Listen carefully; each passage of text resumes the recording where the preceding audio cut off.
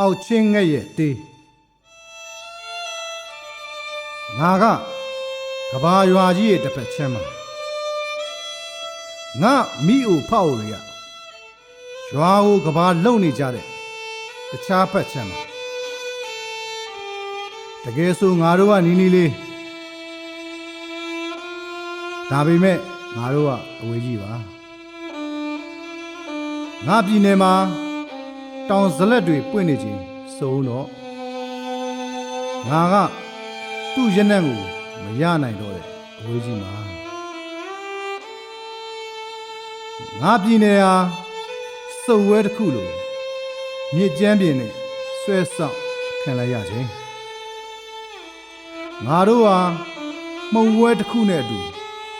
နိုင်ငံတကာကမ်းခြေတွေစီကန်ရိုက်ခံလိုက်ရတာပါပြီးတော့လဲနိုင်ငံတကာမှာကျွံဆိုလဲငါတို့ပြောပါလေကိုယ်နိုင်ငံမှာလဲတခင်ဖြစ်ကြတာမှဟုတ်ပဲပညာရောငွေပါမရှိတဲ့လူဟာကျွံပဲပညာရောငွေပါရှာမရတဲ့အရာဟာပစ္စည်းနဲ့ပဲရေကိုတန့်အောင်ရေနဲ့ဆေးလို့မရဘူးဒါငါတို့လူမျိုးရဲ့စကားပုံတစ်ခုပဲပူပြီးတောင့်တင်းလာတဲ့တပ်အိမ်ကလေးတွေပူပြီးလှလာကြတဲ့ငါညီမလေးတွေခုသူတို့ပရဲမထိုးကြတော့ဘူးလေကျွန်တော်လဲကြောင်းပြီးသွားရင်တဲ့ကဘာကြီးစီသွားတဲ့ဖြက်လန်းကိုသူတို့တွေ့နေကြပြီအာညီလေးတွေ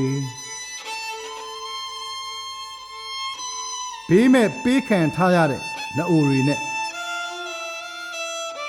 ငါတို့ပြည်နယ်ကိုမထွန်ရက်နိုင်ခဲ့ပါဘူးနိုင်ငံတကာမှာ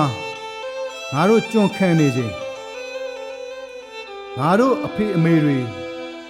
ဓမ္မတေးကိုရွတ်ဆိုနေကြခြင်းပေါ့သူတို့ပူဇာတာကောင်းကြပါလေသူ့တေးကိုတဝက်ဖဲတည်တဲ့ခယူးစုပ်ငှက်တကောင်လိုငါတေးကိုငါတဝက်ပဲတည်ဆိုလိုက်ပါရဲ့ငါပြည်နေကဲမကောင်းခဲ့ပါဘူးကိုတန်ထွန်း